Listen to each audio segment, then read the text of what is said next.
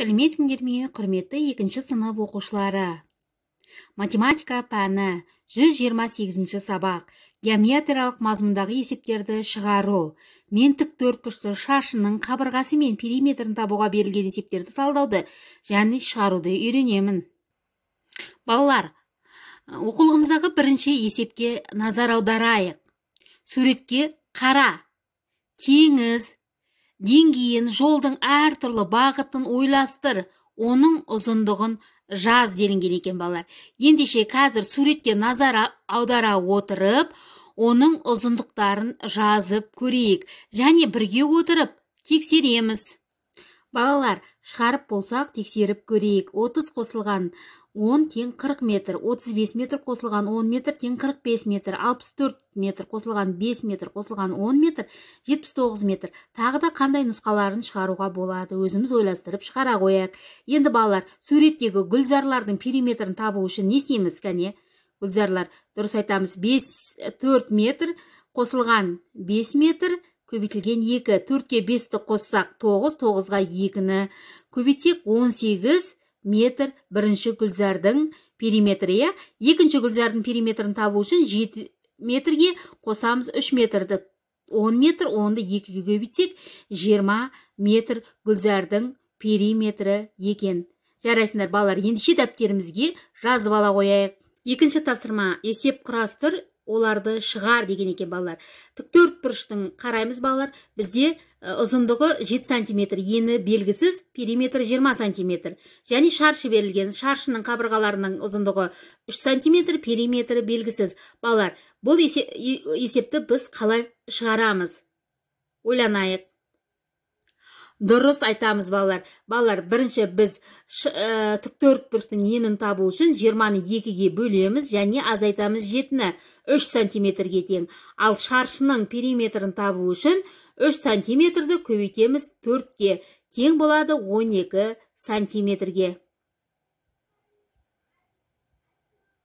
Үшінші тапсырма балалар, өрнек құрастырып олардың мәнін тап дейді. 7 мен 3-тің көбейтіндісі, 4 пен 3-тің көбейтіндісі, 9 пен 3-тің, 5 пен 3-тің, 8 пен 3-тің және 6 мен 3-тің көбейтінділерін табамыз. Және екіншісінде 15 пен 3-тің бөліндісі, 18 пен 3-тің бөліндісі, 21 мен 3-тің бөліндісі, 24 пен 3-тің бөліндісі, 27 мен 3-тің және 12 мен 3-тің бөлінділерін жазамыз. Бұл есепті өрнектерді шығару сіздерге қиындық туғызбайды деп ойлаймын балалар.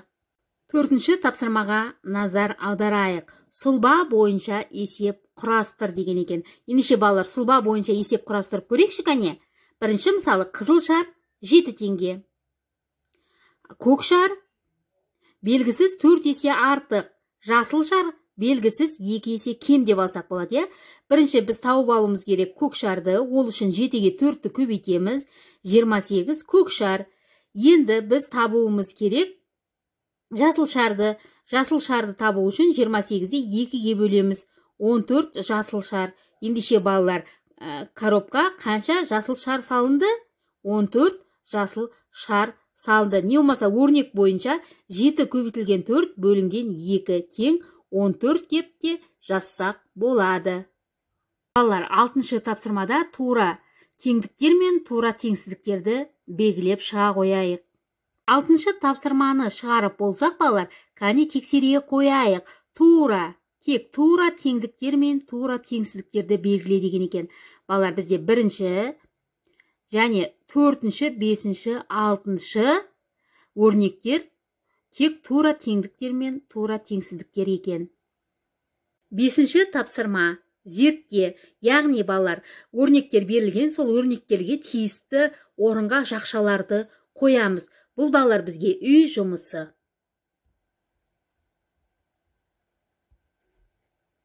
Балалар, өзіміздің жұмыстарымызды, бүгін шығарған есептерімізді бағдаршамның түстері арқылы бағалайық. Егер нашар жұмыс істедім десеңіздер, қызыл түсін, орташа жұмыс істедім десеңіздер, сары түсін, өте жақсы жұмыс істедім дегендеріңіз жасыл түспен белгілеп қойыңдар. Жарайсыңдар балалар, мен сендерге риза болдым. Сабақта өте жақсы қатысып отырдыңдар. Келесі кездескенше сау, саламатта болыңдар.